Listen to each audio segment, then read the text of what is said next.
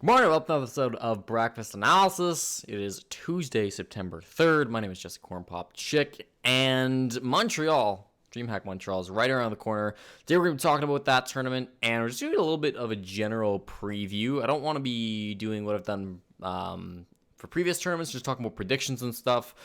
I want to kind of jump all over the place and sort of talk about different aspects of the tournament. First of all, I think that it's just due to where it's at in the calendar, Dreamhack Montreal is a very interesting tournament because it comes immediately after Raleigh, right? We had the major, and this is every year, right? We had last year at the Paris major as well. Right after the major happens, and it's a qualifying event for the Sixth Invitational, which is obviously not for another about 5 months or so. So it's very early for that, and it's right after the previous major. And so I think it comes at a time where a lot of teams are making changes. For a lot of teams, that means roster moves. Teams are making changes for the simple fact of the major happened, and unless you won, right, most teams didn't achieve what they wanted at the major. A lot of teams had their eye on the prize. Obviously, everybody except for Empire failed at that to some extent or another. So a lot of teams looked at the major, they looked at their performance, they are going to say, all right, well, we didn't quite do how well we wanted, we didn't win the thing, or we didn't make it to bracket, or we didn't make it, even to the group stage for some teams. So they want to make up changes. And so Dreamhack Montreal, being just a few weeks after the major, is a great opportunity for teams to try to test out those changes, experiment with different kind of stuff, different roster moves, different play styles, different coaches, different support staff, whatever it may be. And it usually allows for a lot of really interesting upsets in all sorts of ways. Last year, of course, we saw the example of Cloud9 coming through, now known as Team Reciprocity, and winning it. I think a tournament that a lot of people didn't have them winning. They were a huge underdog team coming into that one. Probably the biggest underdog win of the year, right? I mean, maybe Liquid last year could contest them in that and winning Atlantic City. Otherwise, though, I can't think of any really underdog stories from last year. It was mostly just G2 winning things. But, yeah, so Montreal, typically, the Dreamhack Montreal tournament tends to turn into an event where we see a lot of those upset plays. We see a lot of teams that you don't expect making it a little bit farther than you would, and teams that generally are giants of the game and generally are super good, making some blunders and losing to teams that they typically don't. And so I don't think this is going to be too much of an exception. Yeah, you still have some heavy hitters, and I think this year more so than last year, you've got some really strong teams that are going to contend as they always do. But I think still there's some, I don't want to say weaker, because if they win, then they're not weak, but underrated teams coming to this tournament. And it's one of my favorite ones to watch every year, just because you're always going to see some upsets, and that you're going to see some exciting games. Of course, I'm going to be casting this tournament. This is definitely my biggest tournament that I've done in Siege. Probably the biggest tournament overall. I mean, in terms of viewership and production budget, definitely will be.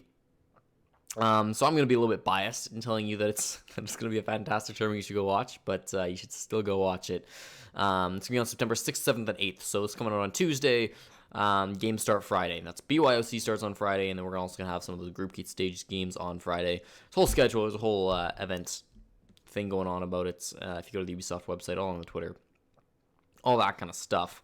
But I do think it's going to be a really great event. I think every year, due to its unique position in the calendar, it is a great event. So the reasons that can be great is because of roster moves. I do want to talk a little bit about the roster moves going into things, because it has been a heavy NA shuffle. And you talk about sort of 3 months back, it seems like there's always the NA shuffle, right? People talk about this as a thing in the community where North America does really bad most of the time, and then they change their rosters around. Everybody does different stuff.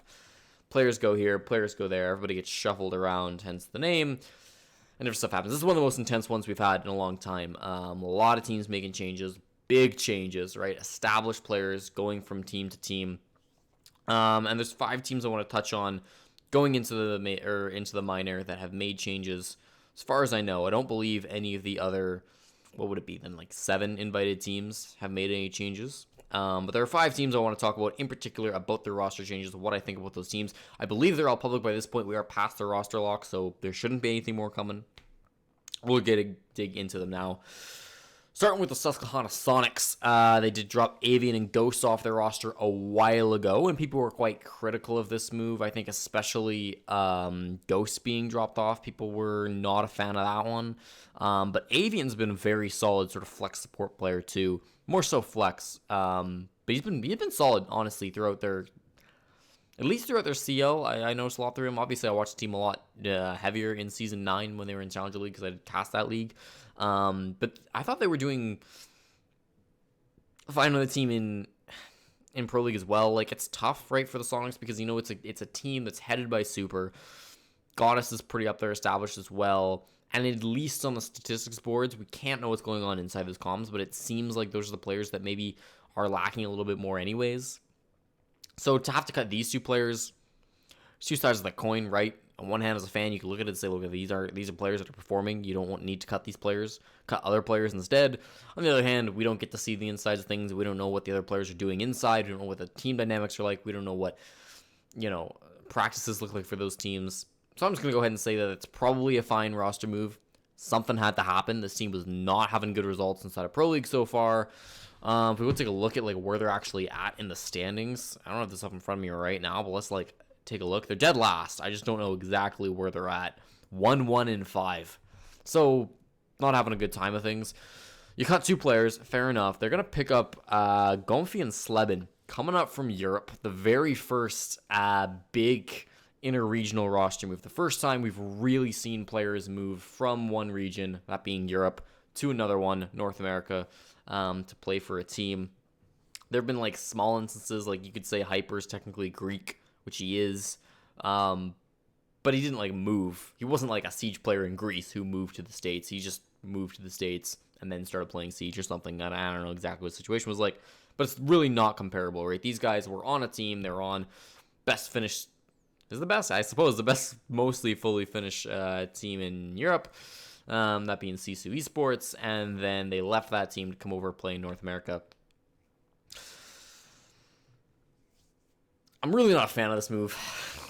I mean, yeah, great for the scene, right? We're opening up, regional transfers. If it goes great, even if it doesn't go great, we'll probably see a lot more in the future as the game develops. But speaking as a stats guy, it just doesn't seem like these players fill in the gaps that Sonics need. I feel like the Sonics' biggest problem, and it's going to sound kind of stupid, but they die a lot, right? If you look at the leaderboards in the first half of North American Pro League, you see that the three players left on the Sonics roster after the initial two players left, that being Super, Neptune, and Goddess, they're dying a whole lot. All three of them are in the bottom 6 in terms of most deaths, or, they're doing the worst in terms of the most deaths. So they're dying a whole lot, and you could say, well, okay, maybe that's because there are other players on their team, Ghost, Navy, and they're not playing a supportive role hard enough. They're not being able to help with their team. It's tough to just say, oh, they're doing bad because they're dying, right? I don't think that's a great way to look at things. But maybe you would say, okay, well, let's look at Europe. Let's look at the player pool that we might be able to poach from some of these weaker European teams. Maybe we want to stick with guys who aren't dying as much, because that could cover some of your weaknesses, right? That's sort of what I'm thinking. If I'm Super, if I'm the Susquehanna Sonics coach, they don't have a coach, but if I'm in their heads, I'm thinking, all right, I want to pick up somebody who doesn't have our weaknesses. I want to pick up maybe people that aren't dying as much. Gonfi and Slebin have the record for first and second most deaths inside of European Pro League. I don't know if that's respectively or not, but they do have first and second place. So it seems like they're just sort of building on to their additions in terms of most deaths, right? Ugh. I don't like that. I don't like that they're just compounding issues that they seem to constantly have, and deaths can come from a lot of different sources. There can be a lot of different problems, and a lot of people I've heard say, well, okay, these guys are going to be able to get more of that fragging power that Sonics don't really have. You look at the roster, I think that's true. Ghost has been, when he was on that roster, not the most consistent. Neptune's was maybe a little more consistent, but also not super consistent fragger.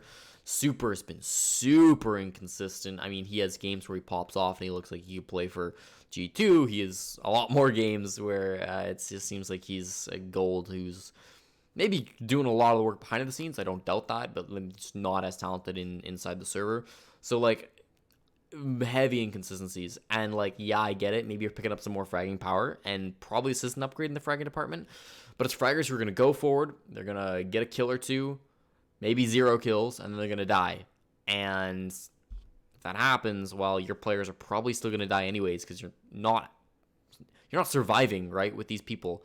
If you maybe pick up more support players, people who can be on cams, allow you to survive a little bit longer, perhaps that can help you out, but you probably, like, these guys aren't going to be able to just two guys just frag out everybody. I know it's against North Americans now and we suck over here, but, like, I don't think they're that much better in 8th place Europe that they're going to be able to walk on over and slap everybody and 2v5 the whole server just when you're on support. Don't know how this roster change is going to move out. Don't love it on paper, but again, we're here on paper. We're the Reddit armchair analysts, or the YouTube analysis in my case, and we don't get to see the inside things. Probably they've done well in tryouts until they got the spot. Very interested to see. Again, it's Dreamhack Montreal. Anything can happen. It'll be a test. I won't talk smack on the roster change if it ends up being really good. Just the fact that it's interregional means that there's so many more question marks compared to anything else. It's hard to compare between regions how they'll actually do because the skill pool's a lot weaker here in North America. So maybe it'll work out for them. Next team I want to talk about, TSM. They kind of dropped Crusher for Pojo in this mix. I mean, it's very questionable when that happened, but I believe it's pretty much official now. Like, Crusher's not on that roster as a main anymore. He might be subbing. He might be doing other teams. I don't really know. But Pojo Man is the main player for that team in the moment, and it seems like he will be staying as a player, as they have picked up Gotcha as a coach. He's moved on to that team, and they've dropped Biologics in place of Jarvis joining that team. So TSM was obviously a team that went to Raleigh. Unlike the Sonics, they performed very well at Raleigh. I would say that they looked like the probably second best or maybe best North American team. They did maybe have like easier opponents than others. I would say that in every matchup they had, they performed exactly as expected. Didn't think that they were going to lose to MIBR. I didn't think they were going to lose to Norango, especially when they were neutered and didn't have their star player on their roster. Didn't think they were going to beat Empire. Didn't think they were going to beat G2. I mean, they seem like a middle-of-the-pack team who played two really weak teams and two really strong teams, and they performed as expected. It's tough to say if they had a good major or not. Give them the benefit of the doubt, say sure, they played fine. But they make roster changes, and it kind of sucks. I'm not here to speculate on why they made those roster changes. I legitimately do not know. I'm not going to look into all that, but it has been somewhat controversial why Biologics is not on that team anymore. Either way, they got Jarvis, and Jarvis is an extremely experienced player. He's played on multiple Pro League teams before. We've seen him time and time again more or less perform. I mean, obviously, he's not in Pro League for a reason, so he wasn't most teams' first choice.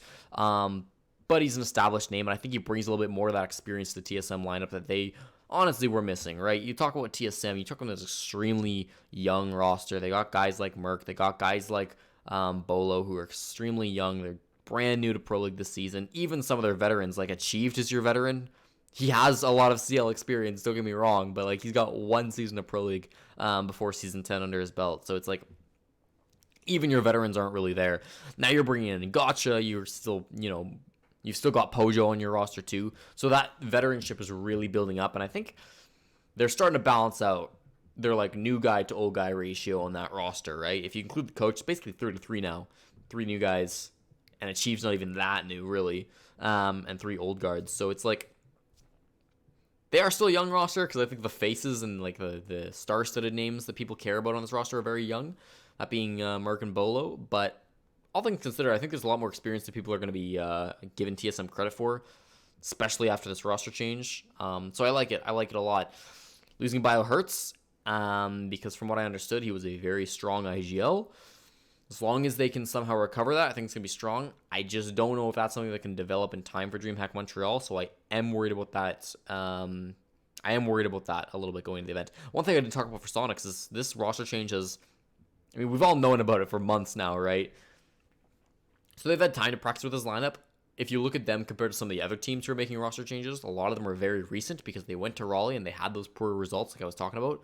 Sonics didn't make it to Raleigh, so they've known about these changes for a long time. And undoubtedly, they're going to have a lot more practice with their new players.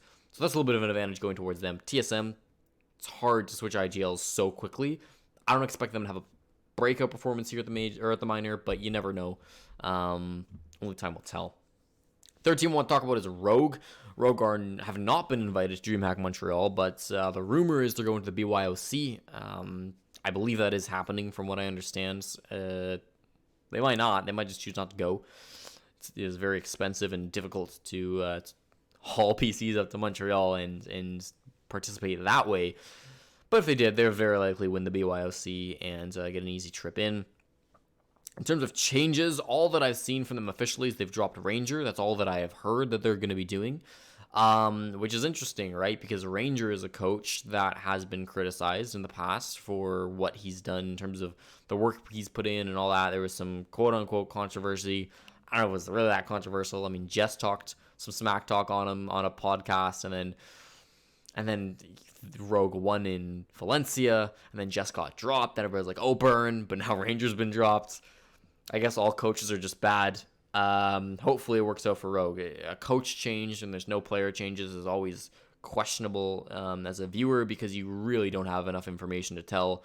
What was Ranger doing right? What was he doing wrong? I don't know. You don't know. Who cares, right? It's hard to dig into that. I feel like he was on the roster for long enough that he might have already done the work for Montreal. Very possible that the Rogue players are still going to be pretty prepped coming into this. But it's tough for them too if they're going to BYOC, right? You talk about any other team, any of the 12 invited teams, and they can look at the teams invited and they can say, all right, here's 2 teams we got to practice for, right? This is going to be our group. The bracket stage we worry about later. 2 teams we got to worry about. Rogue, they see 12 teams, like we could be put in any of these groups. Any of these groups, we got to worry about them. And it's harder to prep for that, especially without a coach. Might hurt them in the long run. Also, it could be said, though, that, no team's probably going to be prepping that hard for Rogue, because you've only got a 1 in 4 chance of having to play them in groups. And then bracket's always a huge toss-up, too. So probably nobody's explicitly prepping for Rogue either, unless they get the heads up that they're going to be in their group or that they're going to see them in a bracket. So if Rogue can play a little bit more flexible, if Rogue can be a little bit more aggressive, which I feel like they have been trending that direction. Again, not sure if they'll stay trending in that direction of becoming more of an aggressive team without Ranger. But if they continue to try to play that way, and if they're successful playing that way, I think it'll be a good trade-off for them. I don't think that they're going to mind losing a bit of that heads-up information if they can gain a little bit of stealth with it too. The next 2 are the big ones. I'm going to start by talking about it from Evil Genius's perspective. So, of course, Canadian has left the EG roster. Probably the biggest North American roster move ever, right? Canadian has been a part of Evil Geniuses for 3 years now, I believe, in terms of the core of that team. Since season 2, he was on Continuum, if I'm remembering my numbers correctly. We're now here in season 10, and he has now jumped ship. Captain that team, the face of that team, and it seemed like he left on sort of mutual terms. I don't know. I read his tweet longer. I don't believe any of the EG boys have said anything at the time of recording, at the very least. So it's tough to say from their perspective what was going on. But it seems like they're at least still on good terms. He's going to Space Station. We'll talk about that a little bit later. Evil Geniuses are picking up Modiga in response. And that's also an interesting move, right? Because that's a very different player to come on in.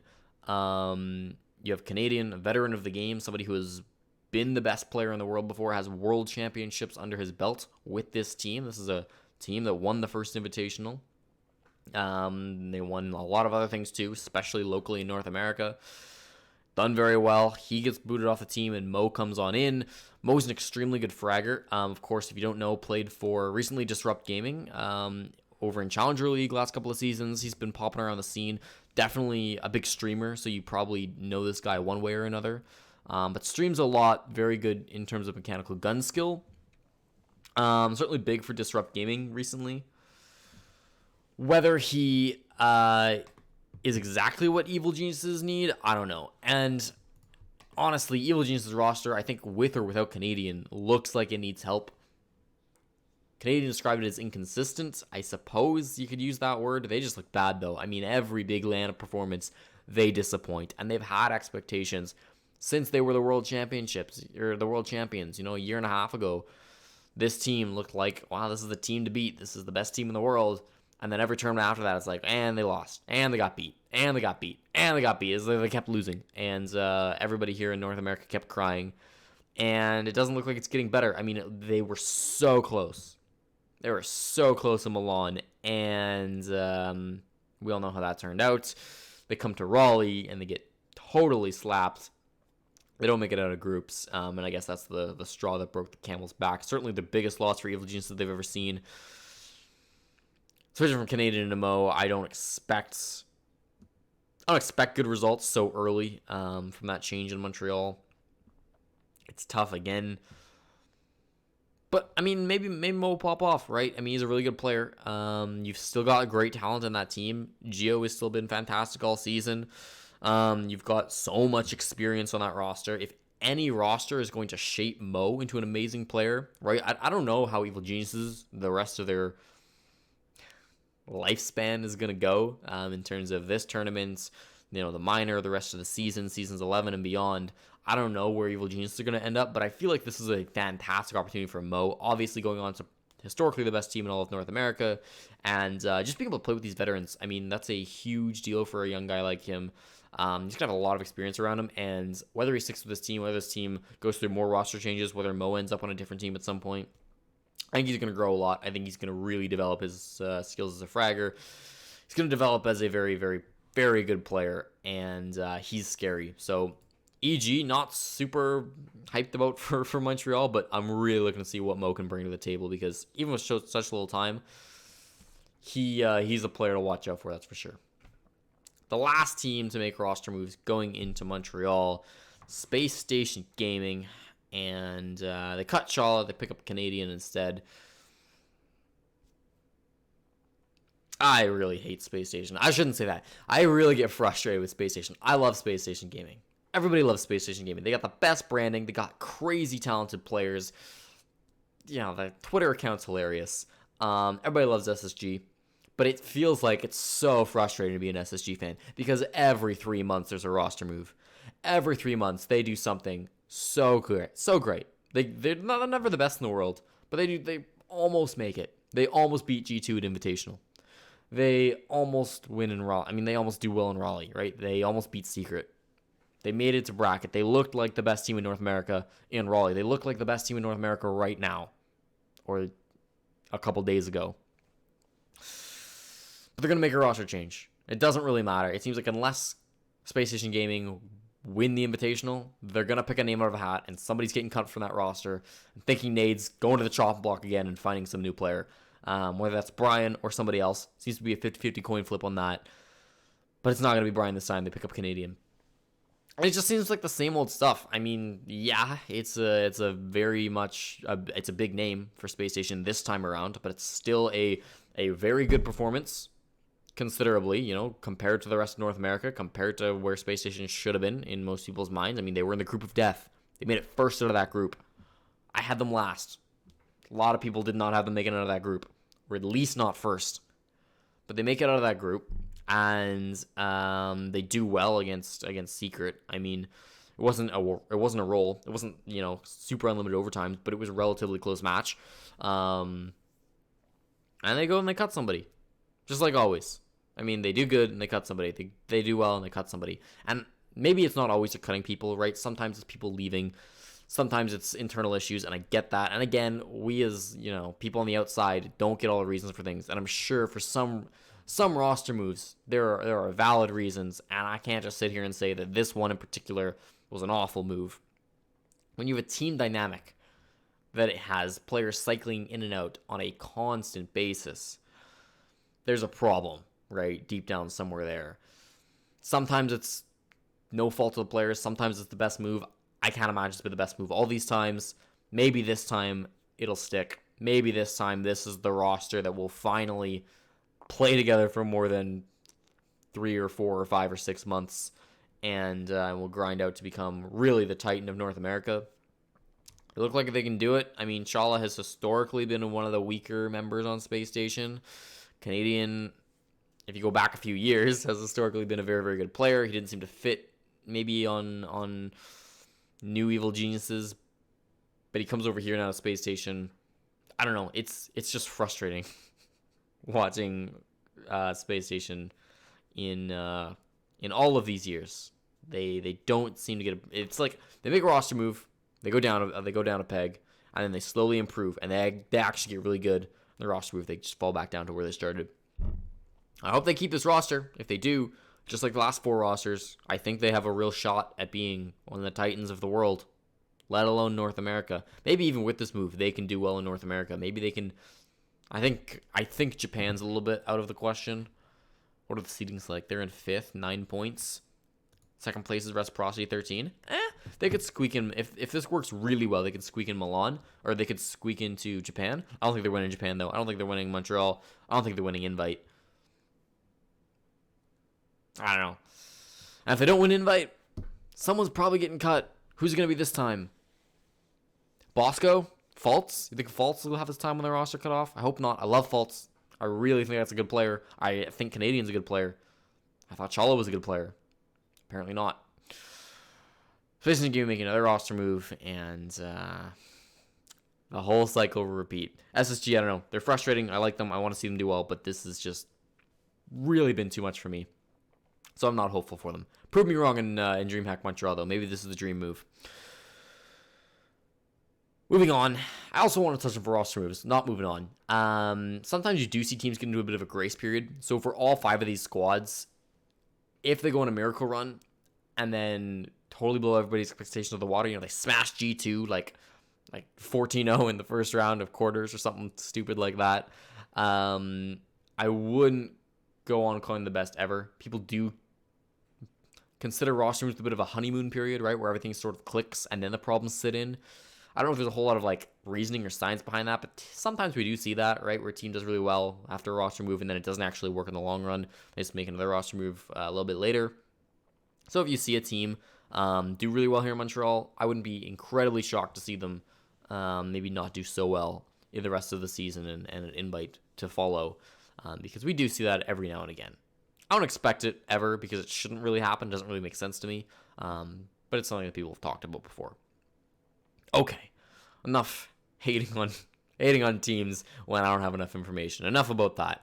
Last little thing I want to talk about for Montreal. I don't want to talk about every single team. I'm not going to talk about the Father's Back in this video because, watch the tournament. You can watch Father's Back. But I do want to talk, last but not least, about teams that I think have a reasonable shot at winning this. And there's 4 teams I picked out.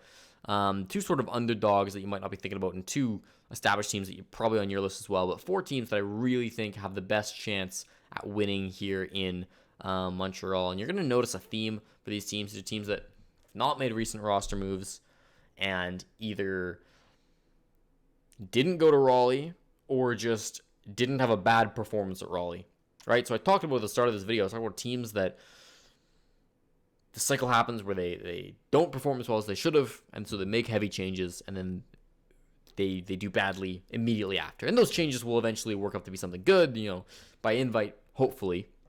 The goal would be that you sort of work out your changes and things go well for your team. But here in Montreal or for Dreamhack, you haven't had time to sort all that stuff out. So these 4 teams that I have in mind are going to be teams that haven't made drastic changes recently and have been looking really good otherwise. Start with the most unorthodox one. I think Team Reciprocity are going to be on this list. Perhaps shockingly, obviously they didn't even make it to the major here over in Raleigh, and a lot of people I think have put them a little bit farther down on the North American tier list. But I really do think this is a strong team. Very aggressive, of course, as everybody knows. They like to frag, they like to move, they like to get a lot of kills. They're doing quite well in North American Pro League. They do currently sit in a land spot. They sit in 2nd place, but they are tied with Evil Geniuses for that. They hold the tiebreaker at the moment, I believe, or they're just totally tied. No, I believe they hold the tiebreaker. They do. So they're doing very well in Pro League, which means they are good against North American talents. That is online and best of ones. And I think that overall in their play, even in the qualifiers, they play pretty well. And it seems like, based on what they're ranting about on Twitter, they've got most of their issues figured out. Not making any roster move, and haven't made roster moves in a while, right? Their last roster move was actually almost a year ago now, when they let go of Goddess and picked up Skies. Everybody has said that's been a pretty strong change for them. Skies have been looking very good. Mark Laxing, Retro Fox, this roster does look strong, and they've had this entire time to be just prepping for Dreamhack, right? Because they didn't get to go to the major, right? You spend an entire 6 months prepping for a major, 2nd biggest tournament of the year, and they don't get to go. You're going to spend that. What are you going to do with all your stress that you've been prepping? You gonna save them another 6 months for invite, or are you gonna blow them at Montreal and win that spot?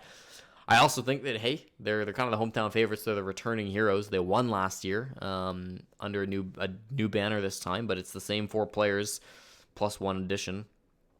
So yeah, I think that's Team Reciprocity. They're my hope to win it too. I don't like to be biased as a caster, but for them to come back and win it 2 years in a row as the underdog both times, I think it'd be a pretty good, cool story. Do think they're the underdog as well, because again, I mean, they didn't go to do the major, so they're gonna have a tough time. They have a tough group too. I mean, Space Station did very good, but made roster moves, and Chaos Esports Club, another team that didn't make it to the major in their group, but they're number 3rd on my list of teams that I think have a really good shot at winning this, at least a reasonable shot. Chaos have looked good in Europe. Let's talk about the advantages the guys have. A lot of the same as Reciprocity, right? They've spent the last 6 months or so prepping to go to the major. They lose in the grand finals of the qualifiers. If one more spot was given to North America, Reciprocity would have gone. If one more spot was given to Europe, Chaos would have gone. They lost to Forza, though. And because of that, Chaos didn't get to go to the major. You've got all these strats pulled up. Pull them out here in Montreal. I think they've got a really great shot at that. On top of that, they're a strong team, right? I mean, they're Europeans. They play against the best teams in the world. They come around, and I think for a long time, Chaos has been a team that's sort of flown under the radar. Certainly, they weren't on my radar. When they really popped on was in Vegas. I sort of had them in my rankings as like a mid-tier team who cares? They're not going to do good. They're probably not going to get stomped. I don't know. And they did really well. They showed up. I believe they made it to semis, and they really impressed me in terms of their play. I think they almost beat Lestream, if my memory is still right. A little bit hazy on that one, but whatever it was, like, they were very, very competent over in Vegas, and then they showed up in Valencia as well, right? Oh, I don't want to quote that one. I didn't watch as much of Valencia as I did Vegas, but I feel like they did well in Valencia. I'm gonna figure this out, but one way or another, yeah, they got top 4 there too. So this team's been almost getting there, right? At every minor they've been to, they've done very, very well. I expect them to do the same here. Will they be able to pull this one out and win it? We'll see. There's obviously very good teams around, but they've been holding on to their strats. They're doing okay in Pro League. I guess they're 2-1-4. But you think about, that's European Pro League. Now you get to walk out over the North Americans and beat them all up. I mean, that should be a little bit easier. It's a very North American biased tournament. And the Europeans coming into it, I think they're going to have a huge advantage. The Swedes going to be in my top 4 to make it. Staying out of North America for the second team that I think have a really great shot, FaZe Clan. They've just been looking dangerous. And I love to say this. I talk about how I hate talking about Space Station because I want them to be good, but they frustrate me.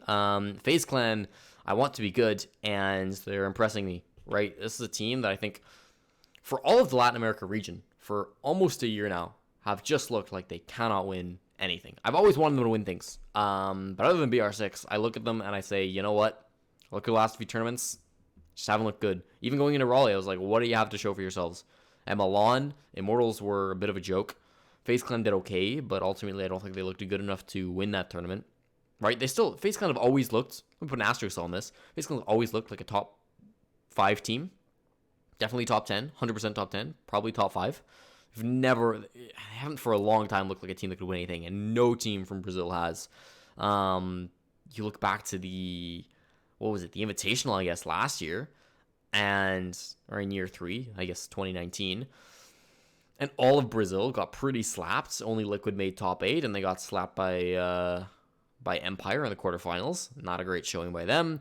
You go all the way back to Rio, and FaZe Clan made the finals, but they got beat really bad by G2 there. Wasn't that impressive. You go back to Paris, and only NIP made top 8, and they didn't do very well. I think they lost in quarters again. You have to go basically back to Atlantic City before you find a time where Latin America looked like they could win something, and they did it. They won it.